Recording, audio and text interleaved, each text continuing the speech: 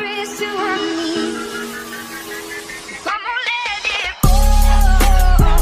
Just let it be. Why don't you be you?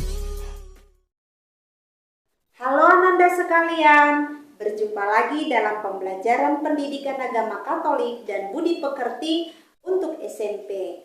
Bagaimana kabar Ananda sekalian di rumah? Pem berharap semuanya Ananda dalam keadaan sehat dan tetap semangat mengikuti PJJ kita dari rumah.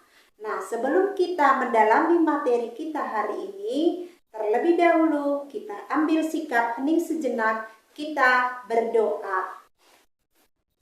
Dalam nama Bapa dan Putra dan Roh Kudus, amin. Bapa yang Maha Kasih, puji dan syukur kami haturkan kepadamu, karena Engkau berkenan mengumpulkan kami kembali. Terangilah akal budi dan hati kami, sehingga kami dapat lebih mengenal Putramu Yesus Kristus, sebagai pemenuhan janjimu untuk menyelamatkan kami. Demi keluhuran namamu, kini dan sepanjang masa. Amin. Dalam nama Bapa dan Putra dan Roh Kudus. Amin. Setelah kita membuka pembelajaran kita dengan doa pembukaan, kita akan mendalami materi kita hari ini dan judul kita adalah Yesus Pemenuhan Janji Allah. Adapun kompetensi dasar kita 3.1, memahami ajaran kitab suci dan ajaran gereja tentang makna Yesus Kristus sebagai Allah yang menjelma menjadi manusia. Dan indikator pencapaian hasil belajar kita pada akhir pembelajaran diharapkan siswa mampu menjelaskan arti dan makna janji, menjelaskan bahwa sejak awal Allah menjanjikan juru selamat seperti yang diungkapkan dalam Kejadian 3 ayat 8-15 dan Yesaya 7 ayat 10 sampai dengan 14. Menjelaskan Yesus Kristus adalah pemenuhan janji Allah dan membuat refleksi tertulis sebagai tanggapan atas janji Allah. Ananda sekalian, pernahkah Ananda berjanji kepada seseorang? Bagaimana perasaanmu saat kamu tidak mampu memenuhi janjimu itu? Lalu bagaimana pula perasaanmu jika kamu dapat memenuhi janjimu itu? Nah, kita akan mendalami yang pertama, memahami arti dan makna janji. Untuk semakin memahami arti dan makna janji itu, kita akan membaca satu kisah yang berjudul Hilangnya Sebuah Kepercayaan. Aku benar-benar pusing. Dari mana aku harus mendapatkan uang Rp750.000 untuk melunasi sisa uang kuliahku. Minta orang tua, malu sekali rasanya. Semestinya hal itu tak perlu terjadi seandainya waktu itu uang pemberian orang tuaku langsung kubayarkan untuk melunasi uang kuliah. Tetapi melihat temanku Alex yang memohon dengan cara seperti itu, tak sampai hati aku menolaknya. Dimas, tolonglah aku, pinjami aku dulu 750.000 untuk bayar kos. Aku sudah telat bayar 2 minggu. Dan kalau besok aku belum dapat membayar, aku diminta untuk pindah, kata Alex. Lex, bukannya aku tak boleh. Aku sendiri juga sedang membutuhkan. Kamu sendiri juga tahu, kalau sampai akhir bulan ini belum melunasi uang kuliah, bisa-bisa tak boleh ikut ujian. Aku mencoba menjelaskan. Ayolah, tolonglah aku. Paling lama 3 hari, pasti sudah aku kembalikan. Aku janji. Selama ini aku kan tidak pernah membohongimu. Alex meyakinkanku. Tapi benar ya Lex, Aku janji Dimas, 3 hari pasti kembali. Kamu boleh pegang kata-kataku. Segera saat itu juga uang yang seharusnya untuk membayar uang kuliahku segera berpindah tangan. 2 minggu telah berlalu. Belum juga ada tanda-tanda Alex akan mengembalikan uangku. Setiap kali kutanyakan kapan akan membayar, ada saja alasannya. Bahkan ketika terakhir kali aku menagih janjinya, tanpa kuduga malah marah-marah. Aku benar-benar kecewa atas sikapnya. Janji yang telah dia buat diingkarinya sendiri. Hilang sudah kepercayaanku kepadanya. Ditulis oleh Sulis. Setelah kita menyimak kisah yang berjudul Hilangnya Sebuah Kepercayaan, coba Nanda ingat kembali bagaimana jalan cerita yang sudah kita baca bersama. Kemudian, perasaan apa yang muncul dalam benakmu saat kamu menyimak kisah yang berjudul Hilangnya Sebuah Kepercayaan? Lalu, dalam kisah itu diceritakan bahwa Alex akan mengembalikan uang yang dia pinjam dari Dimas dan dia berjanji. Apakah janji itu? Lalu apakah janji yang dikatakan Alex dilaksanakan dengan setia? Lalu bagaimana hasilnya? Ananda sekalian, arti janji menurut Kamus Besar Bahasa Indonesia ada 2. Yang pertama, ucapan yang menyatakan kesediaan dan kesanggupan untuk berbuat sesuatu, seperti hendak memberi, hendak menolong, datang, bertemu, dan sebagainya. Tetapi tidak satu pun yang ditepati. Yang kedua adalah persetujuan antara 2 pihak. Artinya masing-masing menyatakan kesediaan dan kesanggupan untuk berbuat atau tidak berbuat sesuatu. Jadi, sebuah janji itu menuntut untuk segera ditepati. Penepatan sebuah janji itu kadang memerlukan pengorbanan. Janji yang telah ditepati akan membahagiakan bagi yang membuat janji dan bagi yang diberi janji. Tetapi janji yang tidak ditepati akan mengecewakan bagi yang diberi janji. Allah juga pernah mengungkapkan janjinya kepada manusia. Janji Allah itu muncul karena keprihatinan Allah terhadap situasi dosa yang melanda manusia. Kita akan melihat bagian yang kedua, pengalaman iman Kristiani tentang janji Allah. Kita akan membaca dari kitab suci, Perjanjian Lama, dan juga dari Perjanjian Baru. Kita akan membaca Kejadian 3 ayat 8-15, manusia jatuh dalam dosa. Silakan Ananda di rumah buka kitab sucinya. Mem akan membacakan kutipan ini untuk kita bersama. Ketika mereka mendengar bunyi langkah Tuhan Allah yang berjalan-jalan dalam taman itu pada waktu hari sejuk, bersembunyilah manusia dan istrinya itu terhadap Tuhan Allah di antara pohon-pohonan dalam taman. Tetapi Tuhan Allah memanggil manusia itu dan berfirman kepadanya, "Di manakah engkau?"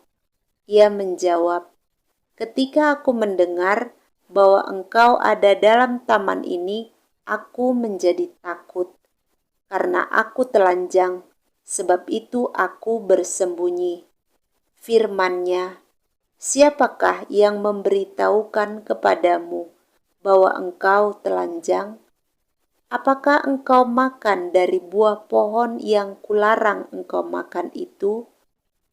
Manusia itu menjawab, "Perempuan yang kau tempatkan di sisiku, dialah yang memberi dari buah pohon itu kepadaku, maka kumakan."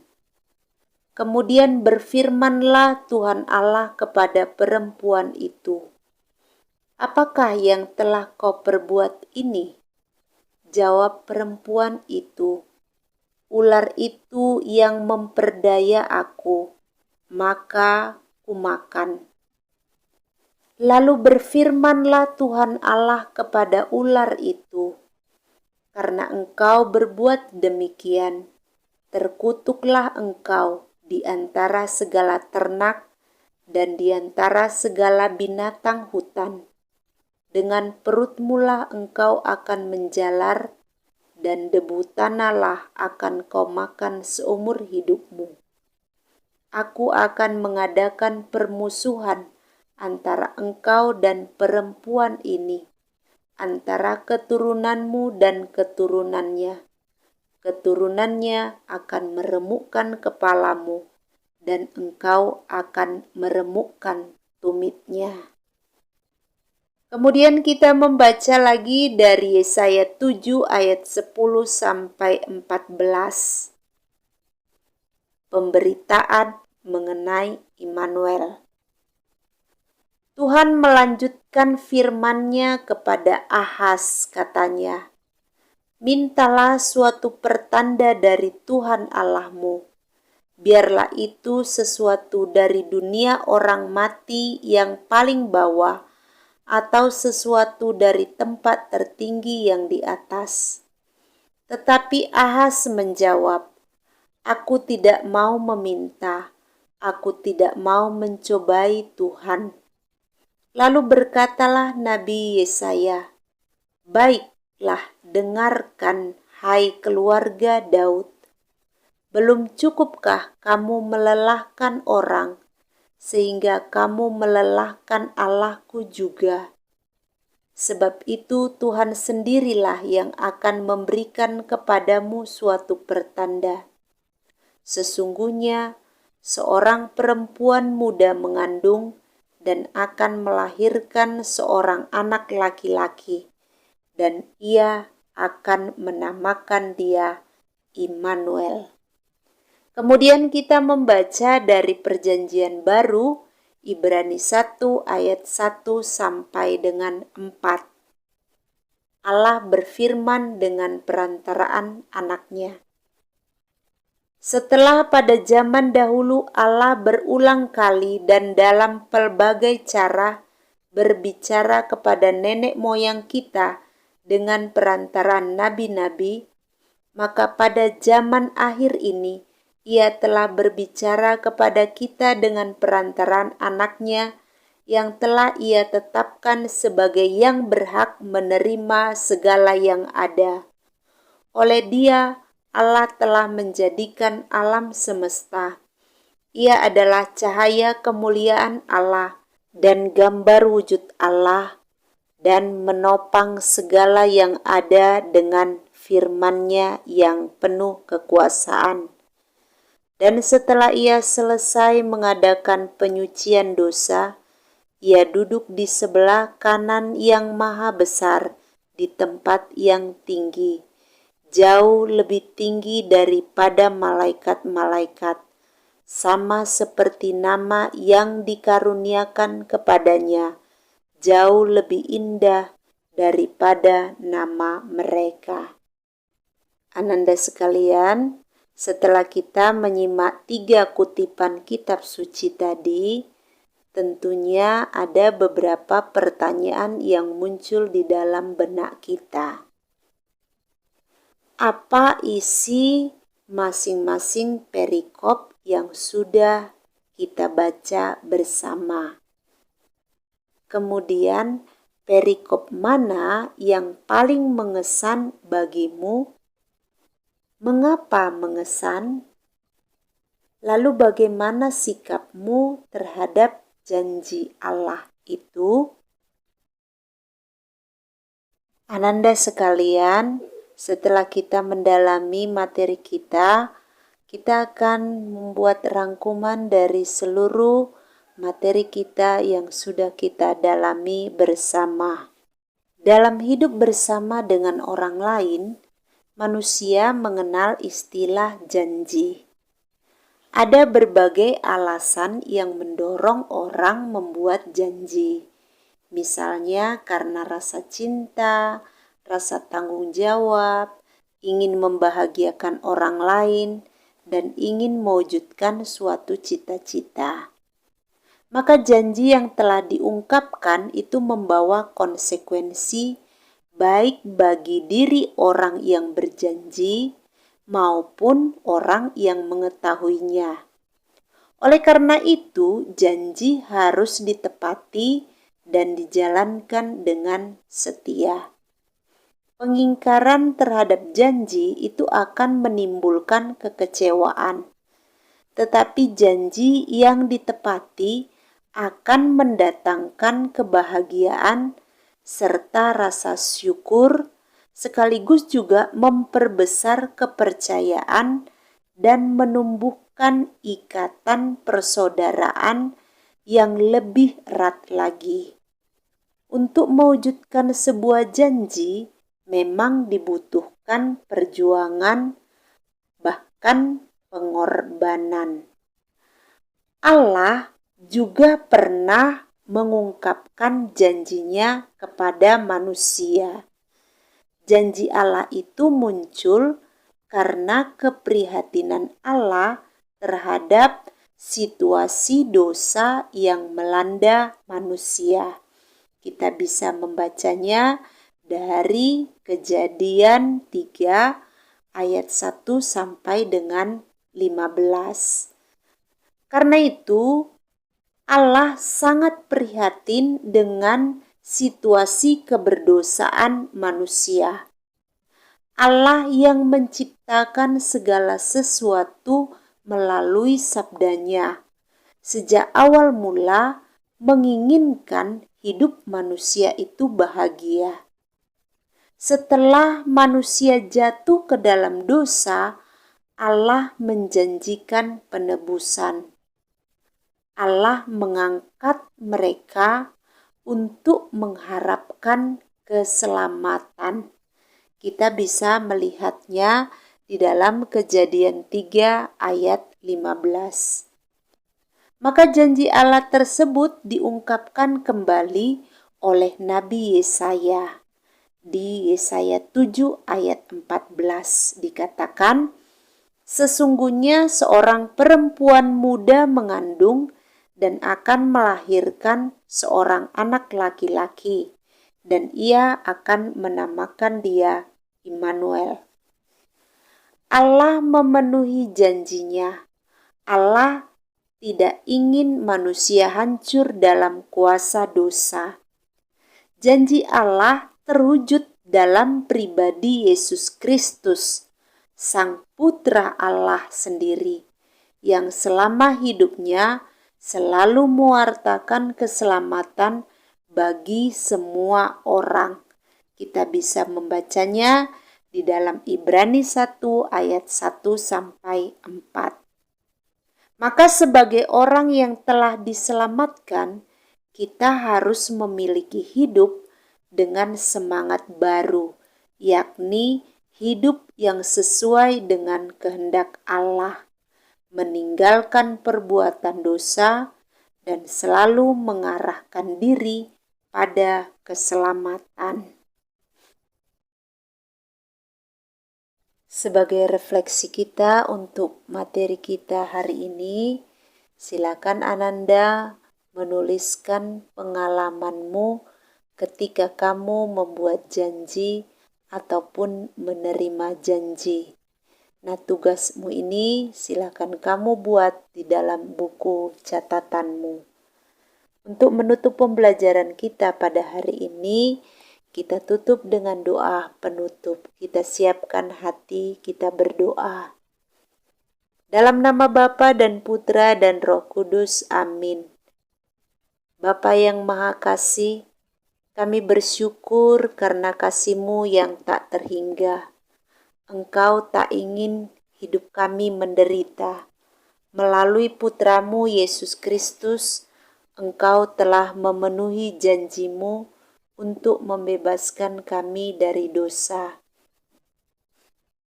Berdasarkan situasi hidup kami masing-masing, kami juga hendak berjanji padamu.